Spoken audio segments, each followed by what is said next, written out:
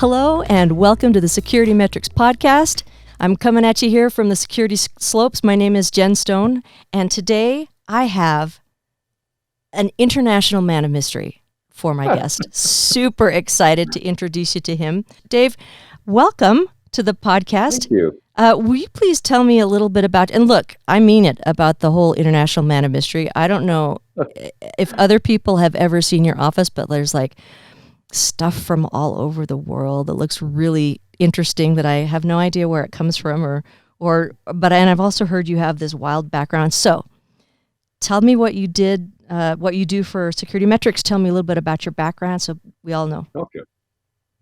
All right. Well, what I do at SecurityMetrics, I'm Vice President over investigations, computer forensic investigations. And what got me here is kind of an unusual road. It wasn't the typical path. I didn't study computer science. I didn't study digital forensics in college. I was actually a cop with the Oakland Police Department in California. I was a cop for 20 years. Loved the job there. I was part of the tactical team. I was the commander of the hostage negotiations team. All of those things were a lot of fun. I loved it. I loved my former career. An injury cut a line of duty injury cut my career short. As my kids say, I got out almost in one piece. So a couple of the assignments I had while I was with the Oakland Police Department did sort of lend into the career that I'm in now. At one point, I oversaw the computer crimes team, which back in those days that amounted to two guys with a pager. And whenever a drug dealer was arrested and he had a computer, one of their pagers would go off and they'd go and make a forensic image of it and come back and analyze it, that sort of thing. It didn't have the level of sophistication that computer forensics has today, but it was the leg that sort of got me into this career. Now, to put things into perspective, shortly after coming to SecurityMetrics and starting in on computer forensics, I remember going home one day and I was kind of excited because the case that I was examining, this hacker was really creative. And so it wasn't sort of the cookie cutter thing that I was seeing, day to day. And I went home and I guess I was a little animated as I was telling my wife and 13-year-old daughter about, how creative this hacker was. My daughter put me in my place immediately. She rolled her eyes and said, "Dad, your old stories were so much better than your new ones." From a career in law enforcement to computer forensics here at SecurityMetrics, it was a bit of a leap. My wife likes it a lot better. I don't get shot at very often anymore. Probably only when I upset the folks on my team. And with Nerf guns at this point. Oh yeah. We used to have hostile work environment day where you'd get attacked with Nerf guns, things like that. But the full extent of the background, I've attended the FBI National Academy, where they invite police commanders from all over the world, and it's kind of a think tank. You spend 3 months back in Quantico, Virginia, and so those were some of the interesting things in the former career. Since being here at SecurityMetrics, and I've been here for 13 years now, our team has investigated 700 or 800 cases of data breaches, anywhere from municipalities, private sector, public sector, government entities, airports, universities, you name it, from major corporations with thousands of locations down to a mom and pop store with a single computer. We've kind of covered the gamut. Wow. So I knew that your story was cool, but I didn't know any of that before. So when they said, "Hey, did you want to interview Dave Ellis?" I'm like, "Yes," because I knew there was something wild in your background. To keep it interesting, we'd have to get out of the computer forensics, which takes us, away from what we're doing today. Oh, yeah. Okay. My daughter was probably right. The old stories are a little more interesting. So focus. As my boyfriend is constantly saying to me, "Jen, stay on target." It's Yeah. I struggle with that, but super happy that you're here today. How are you handling the current stressors? You got some outlets there to relax a little bit. And it's funny, the COVID-19 has separated our team. We're mostly working from home. I'm in my office today because I see fewer people here. I virtually have seen one person here in the building since I've gotten here today. And there's 10 of us living in my house at home. All the kids moved home after the virus and Oh, wow. outbreak. So I'm more segregated here in my office than I am anywhere else. Nice. But the kind of work that we do, it really hasn't slowed us down much. We do most of our work remotely anyway. 5, 6, 7 years ago, I was on an airplane traveling to some business almost every week, and that's just not the case anymore. Most of our work is online, e-commerce, and we do most of that remotely. Excellent. So maybe this would be a good time to talk about, the topic is ransomware. So, Okay. And we try and kind of shape this podcast so that people who are not really technical, who are not really, don't have a strong security background, we want to make this information kind of accessible to everybody. So if you Sure. could tell people kind of what ransomware is from a little more of a layman's perspective. Okay, great. Yeah. Ransomware. Okay, in computer forensics, you'll hear the term malware, which means malicious software or malicious executable. Ransomware is on the evil scale near the top of the ladder. It's nasty stuff that you don't want to have any part of. What it is essentially is an attacker will get into your system and he will lock you out of your system or lock you out of your critical files by encrypting them. And he goes in and he encrypts them all. He has the key to decrypt them, usually. And then he comes back and says, hey, guess what? I've locked you out of your system. If you want to get back in, you're going to have to pay a ransom. So that's where the term comes from. And it's an absolute extortion. The companies, it hits everybody. For a while, the hospitals and healthcare industry were kind of the number one targets. And then it evolved to where businesses of all sizes were being hit, even down to, I have a friend that he got hit and his business has 2 computers. And so it has really spanned the universe of who can fall victim to these things. Yeah. When it happens, what makes it so nasty though is what he says is, if you don't pay the ransom, I'm just going to throw away the key, and good luck to you then. Wow. And another current trend I'm seeing in who's getting hit with ransomware are municipalities.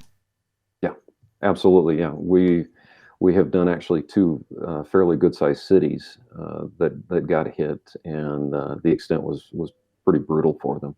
Right. And especially right now with in the healthcare industry, they have enough stressors on them, but the ransomware impact is pretty high. And the bad guys know this. The bad guys know that the groups that have to have their information right now are key targets for ransomware because they can't afford to let it go. Absolutely. Yeah. When they look at it, if a hospital sits there and goes, okay, I can't access x-rays. I can't access their prescriptions. I can't access anything. Yeah, you're right. So the immediacy of the need of the data that they have, those are the groups that you typically see paying the ransoms. Right. And that's another road that we could go down whenever you want. Well, I would love to hear. Actually, that is one of my questions that I have for you is, what do you think about paying the ransom? I'm a believer of not negotiating with terrorists. These are already people who, have a malicious intent.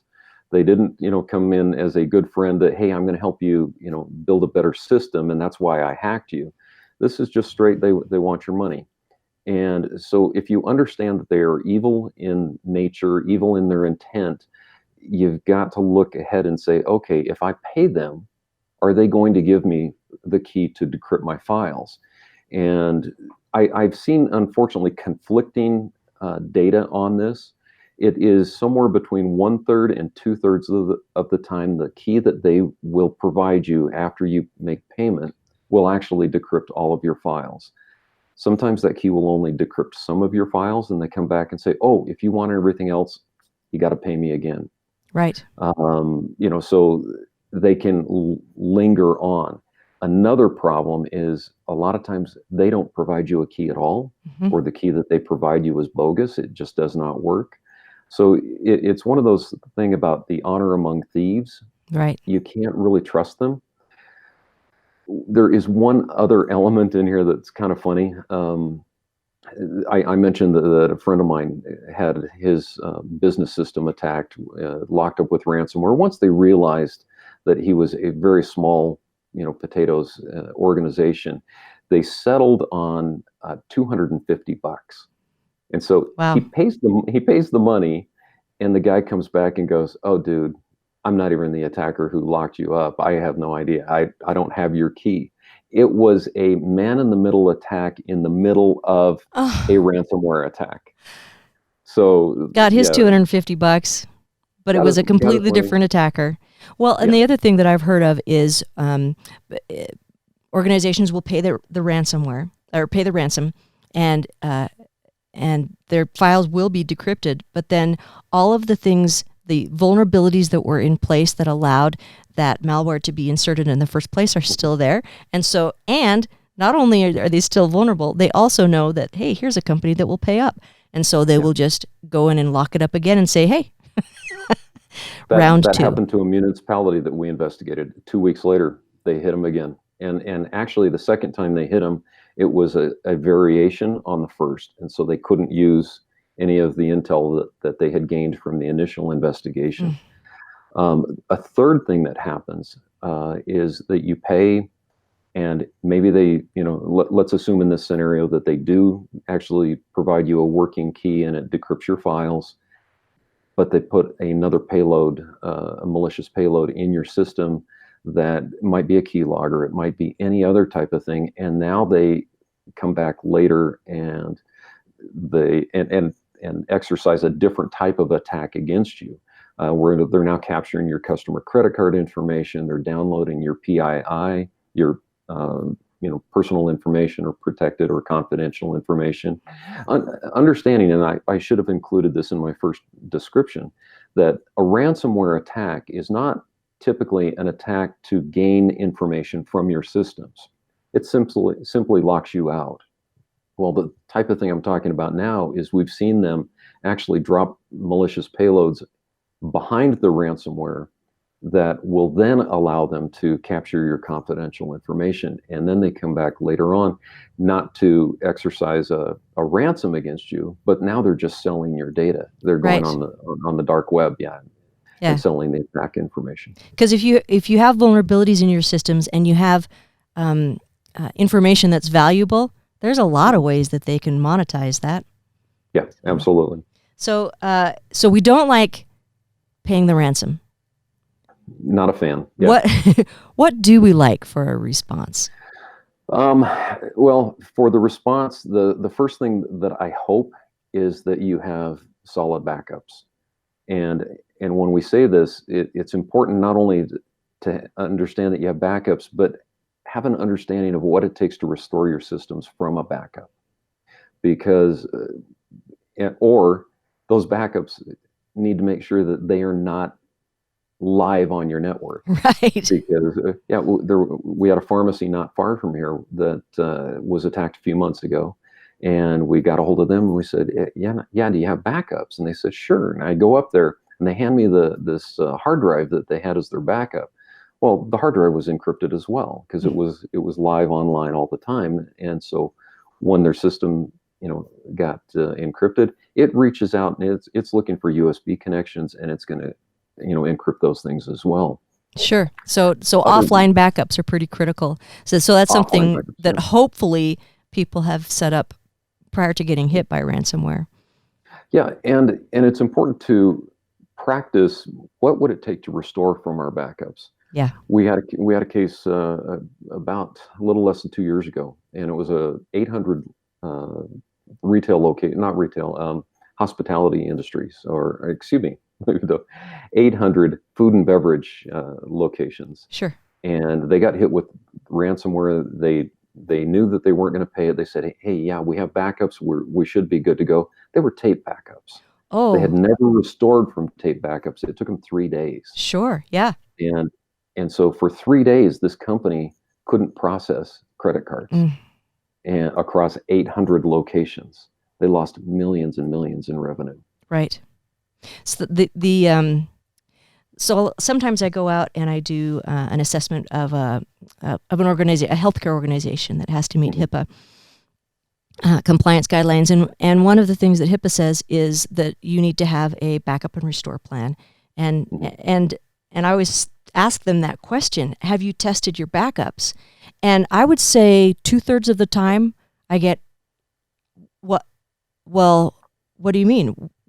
We get these results that they have backed up. I'm like, no, but have you taken them and actually done a restore? And the kind of mystified looks on people's faces tells me Yeah. that this is not the way a lot of people think, and it's a key step in making sure your backups are worthless if you don't know that they're Yeah. going to restore properly. Right. Yeah. So We see the same thing. Do you have backups? And they go, yeah, they're on that server over there. yeah, And okay, what's your next step? So, and they go, um, "Meh." yeah. And another thing for businesses to do, and this is before you get attacked, train your employees on spotting phishing emails. Um, Now, years past, you'd get that email that said, "Hey, I'm the deposed Nigerian son of the Nigerian prince, and I've got $2 million in this escrow account." Yada yada. Sure. And it didn't take too long to figure out that those were, those weren't very legitimate. Hmm. The ones now are extremely sophisticated, and oftentimes, an attacker will do a lot of reconnaissance into a business to the point to where he can craft his email to appear extremely legitimate and extremely relevant to you. Hmm. It might address you, by name. It might appear to come from a coworker, a peer, a supervisor, the CEO, manager of HR. We've seen all of those. And so to help people understand that, when you get an email, don't click on links. Right. Even if you think you know who it's from, if there's a link in that, don't click on it. Go out and go into the site that you know is legitimate, and get the information that way. We've had a lot of cases lately where, well, not a lot, but we had one brutal case lately where it was a finance company in San Francisco, and an employee got an email that appeared to be from the CEO, and it was about moving funds, et cetera. Looked legitimate, clicked on it, and next thing you know, they are locked out. They're Mm. done. So, Yeah, um, I have a friend in banking who told me that mhm, they have experienced a 400% increase in phishing attacks since COVID-19, because anytime you have elevated sense of urgency mhm, or, anxiousness, people make worse decisions. So yeah, this is a really good time for the people sending phishing emails to have a high degree of success. And so yep, just knowing that people are already anxious, and teaching them to take that step backwards and yep, either go to the source rather than clicking on a link, or pick up the phone, ask the person who sent the email, ask the person who you think sent the email, did you send right, this to me? yeah. Um, And you can call them, you can hear their voice, yeah, them, rather than clicking on the link that's in sure. the email. And No. don't just reply to the email and say, hey, did you send this to me? Because the bad Yeah, guys are going to go, uh-huh. yes, I did. You know what's a really sneaky one right now is the one that tells you have a voicemail and there's a partial transcription with the attachment of the voicemail, because uh, the response is, hey, I got a voicemail, but I can't tell what it is. I'm going to click on that attachment just to see if I need to respond to it. But clicking on an attachment is another way to get that malware onto your systems. Absolutely. Yeah, absolutely. Yeah, and on those, that's one of those where you're going to want to look at the header information in the email. You're going to want to validate, did this actually come from my service? Does it appear? Because a lot of times if you do a little bit of research, look, at some of that information a little more closely, you end up seeing that, it's coming from a .ru, Yeah, it's coming from Russia, it's coming from somewhere else. It definitely does not appear to be coming from, your phone provider. sure. So, So we know some of the bad responses. What's some of the best responses that you've seen to ransomware? Some of the best responses. I guess you don't get called in so much when it's a really good response, but well, we can actually take that question and say, in the cases where we are called in, what are some of the things that we have been able to do? yeah.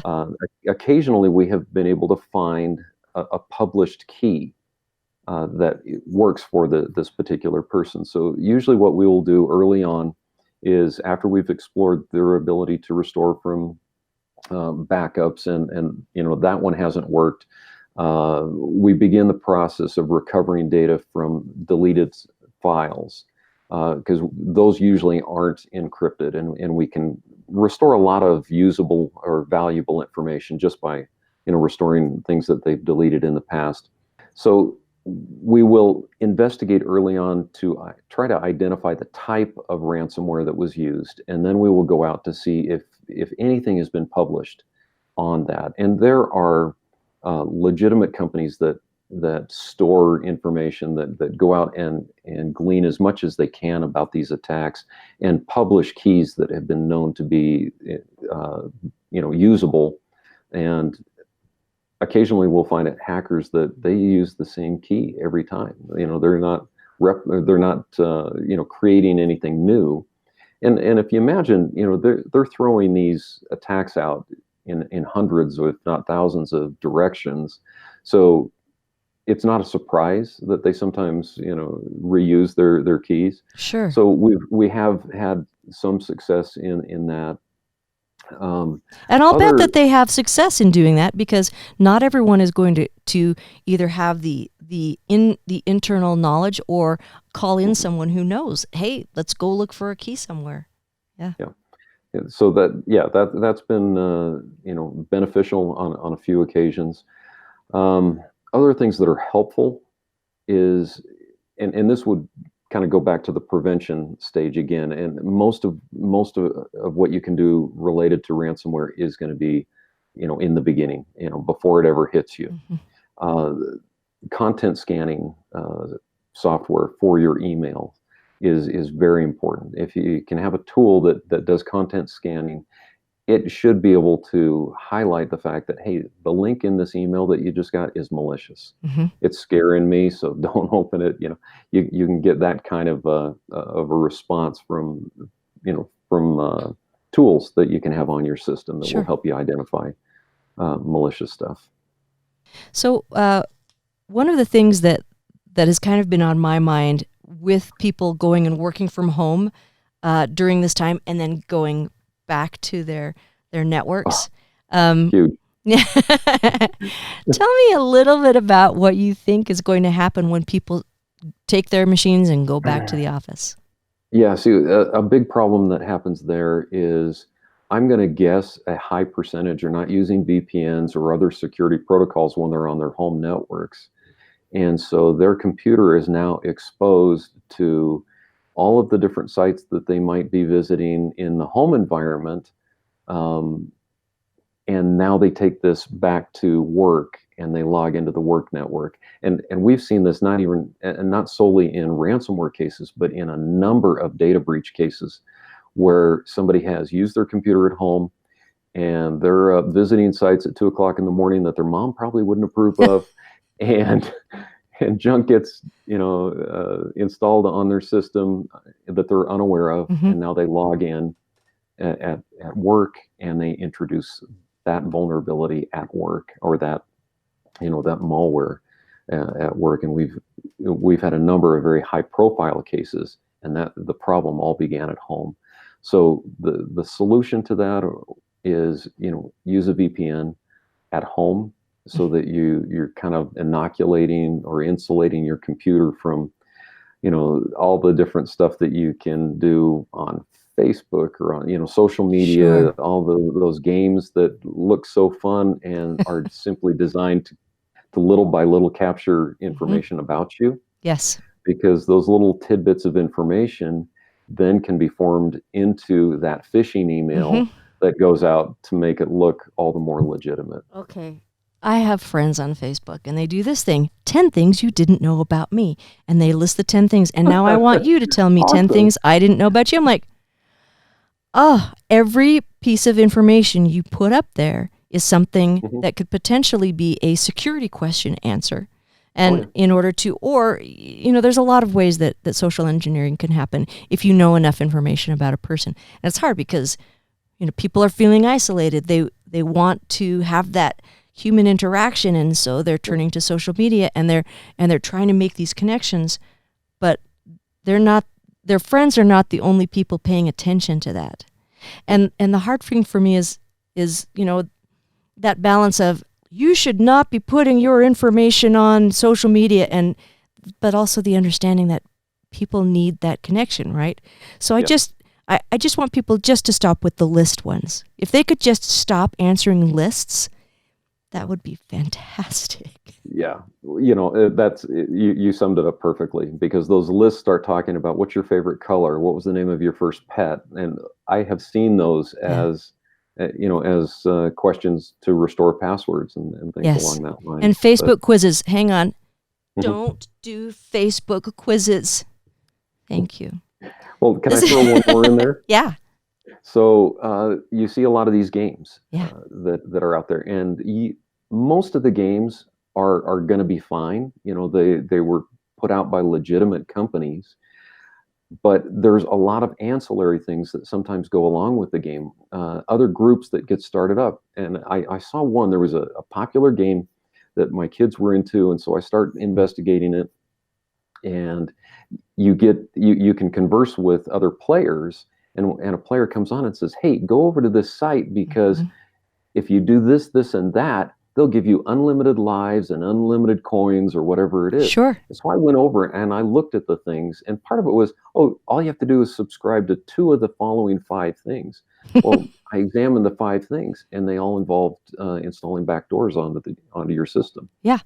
So, don't trust anything. Seriously. Okay, so what about, how well does antivirus on this, still thinking about this, bring your own device to work, and then but now it's like work devices coming back to work. It's kind of the same thing if they haven't been on VPN, if they haven't been fully protected. How well does antivirus help with some of these things? A good, robust antivirus can be helpful with it. Like I said, it might have incorporated into it a content scanning filter of some sort, so that it would identify that links in emails or whatnot might be malicious, and you need to avoid them. Some of them may recognize some of these attacks. The important thing there is use reputable AV antivirus, and keep it updated. Right. Because so many of these things change so frequently. And most of the antivirus is signature based, meaning it's looking for something that somebody has previously told the developers, hey, this is bad. You want your product to identify this, whatever this is, and so if you don't keep your antivirus updated, you might miss the most current attack signatures. Okay, great. The concept of updating, this is near and dear to my heart, because patching, system patching, is something that especially in the healthcare industry, when WannaCry came in and just devastated the healthcare industry, the problem was their patches were not installed, and there's good reasons why in the healthcare industry they lag behind a little bit in some of the patching protocols. But everyone needs to be aware. We get that little pop-up on our screen that says updates are ready to be installed, and we go, oh crap, what's it going to break? How long is it going to take? Do I have to really do this? And then so people tend to ignore it because there's kind of like, remind me tomorrow. Remind me tomorrow. Yeah, I'm busy now. You do that for the next 3 weeks. Yeah, don't talk to me about that right now. But the problem with putting it off is, if it's a security update, then there are likely, I'm not even going to say likely, if there is a security update out there, then there are already malicious actors who have created a way to exploit that vulnerability. Right. right? So Yep. so when we get these things that say you need to So what install you're a saying is patch, the original developers are rarely the ones who recognize there's a vulnerability and patch it themselves. It usually comes after there's been a problem. that's totally what I'm saying. Yeah. This is vulnerabilities tend to be found by the people who did not build the software. And Yeah. and that's fine as long as we get those patches up there before there are exploits available, before it becomes widespread. But for sure, I mean, let's look at dang it, what's the name of that credit company that got hit? Oh, Equifax Equifax, thank you. or Experian, one of those. Yeah. Or was it? Yeah, okay, now I Yeah, I don't think it was remember. Experian. Sorry, Yeah. one or the other. I got one of you wrong. But their problem was they had an SMB patch that just didn't go in there, right? Apache Struts update didn't go in, but it was months old. It had been available for months. And so when you see some of these attacks, part of me is like, oh, that's so bad that these malicious actors get out there and attack. The other part of me is like, guys, the patch was available. Install your patches, right? So for large organizations, they should have a patching program. But for individuals, especially, working from home that may not be able to connect to the automatic patching systems, whatever, however you do it normally in an office, might not be available out there, don't put it off. Go ahead and install your updates. No, and you bring up another really good point here, or at least you made me think of it. In addition to the patching and keeping those, up to date, there should be somebody in your organization who has the responsibility to receive the messages that would come that an update is available, or if you have, any type of scanning antivirus that is going to throw a warning out that says, "Hey, I like file integrity monitoring. Mhm.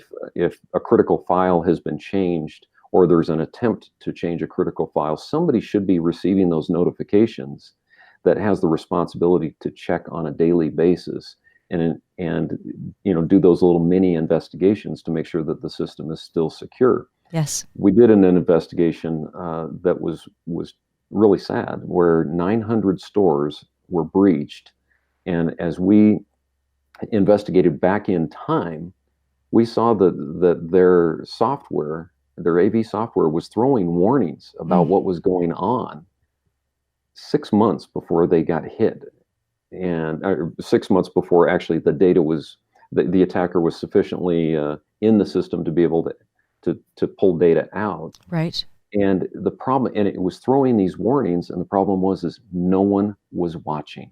Mm. No one was looking for them, so they could have prevented the entire breach. And I see that very commonly out.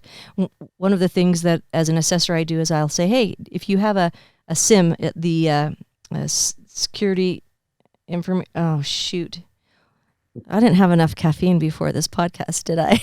But it's your event monitoring, right? So you look at your dashboard, and I'll see a lot of times they'll tell you when patches have been installed, which systems have not installed them yet. And I'll ask whoever's showing me the dashboard, hey, how come you have this 10% is red?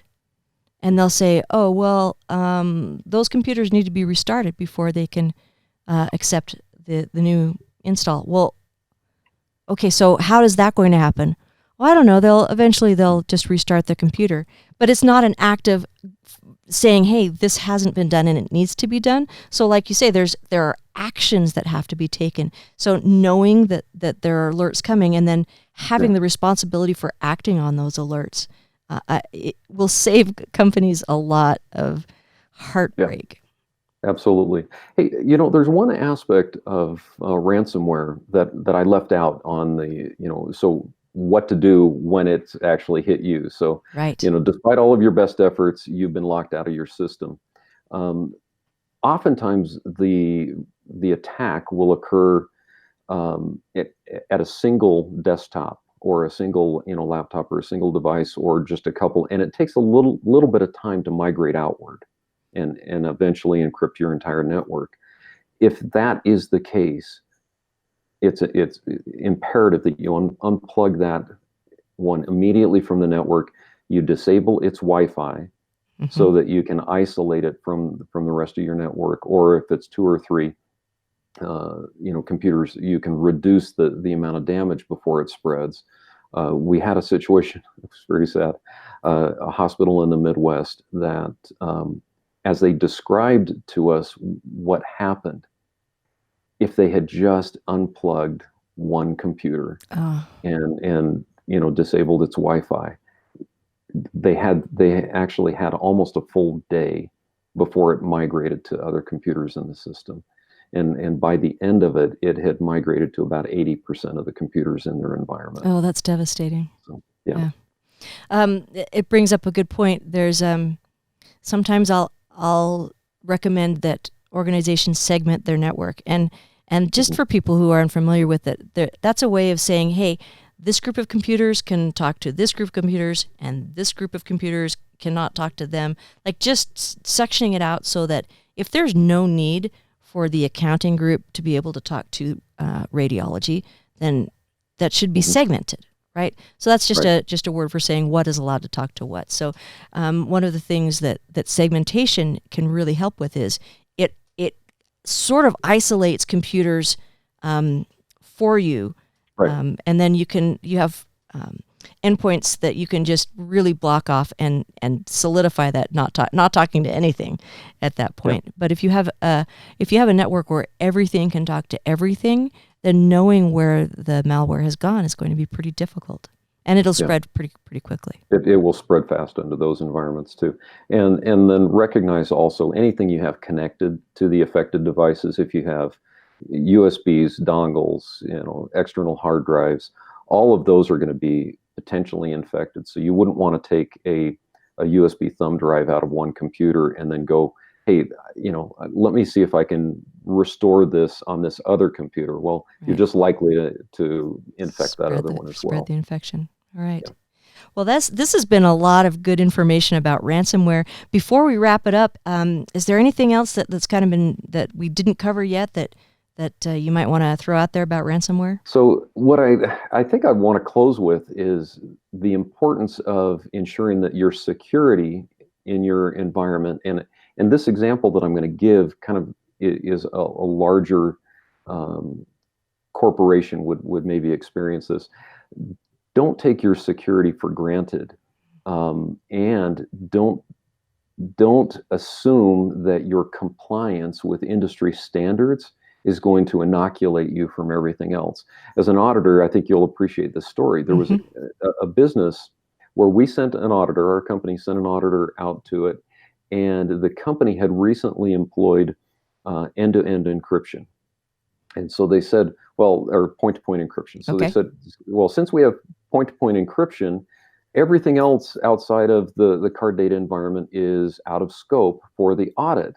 And the auditor, having been familiar with this company, having done audits in the past couple of years, said, I don't think you want to disregard the security, and while I'm out here, let me take a look at a couple of other things in your corporate environment. And they said, nope, CDE is all you get to look at. And they locked the auditor basically down to, that was the only area where they wanted to hear the auditor's opinion. That's not opinion. A good sign.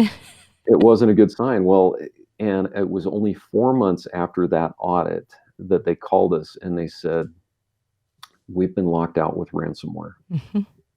And so what had happened is their CDE was fine. The card data, even with the ransomware attack, was never at risk. The point-to-point encryption was doing its job and protecting the actual transaction data, but the company couldn't access anything. They were locked out of several hundred locations, and they lost millions, tens of millions of dollars of revenue in the amount of time that it took them to finally be able to restore and get back to normal operations. That's rough. So so that's all about PCI compliance or HIPAA compliance. Those are all essential and important, but understand that they should be considered kind of building blocks. Yes. Nobody knows your environment better than you do, and a data security standard can't always take into account all the nuances that your environment might have. So you need to look at data security as kind of like a living, breathing organism that you need to feed and keep healthy. I am so glad that you mentioned that, because compliance versus security is one of my favorite topics. And as an auditor, there are things that have to be in place for me to be able to sign the paper and say, yes, you have met the standard of compliance against these certain requirements. But as a security professional, I always have those extra conversations about what does this mean in terms of broader security. And so even though I can't require certain things in order to sign that paper, we have some pretty hefty conversations about security when things seem like they're going sideways in terms of that. People need to remember compliance, the intent of a security compliance standard is to make a baseline for security for a very specific thing. So just because you're protecting your credit card data, and they probably did, there was probably no fraud related to that problem. The card data was never. Card data was fine, but if you don't understand that that's all you're protecting with that standard, then it leaves you very blind to the broader picture. So thank you for bringing that up. Well, it's been fun. Hey, thank you so much for coming and talking and telling me your stories. I loved it, and hopefully we can talk again in the future. And also, I think maybe a podcast in the future would be worth talking about compliance versus security. So you gave me a good idea there. So. Okay, anytime. All right. Thank you all for joining us. I hope you join us again back here at Security Slopes. Thanks for watching. To watch more episodes of SecurityMetrics podcast, click on the box on the left. If you prefer to listen to this podcast, it's available on all your favorite podcast platforms. See you on the slopes.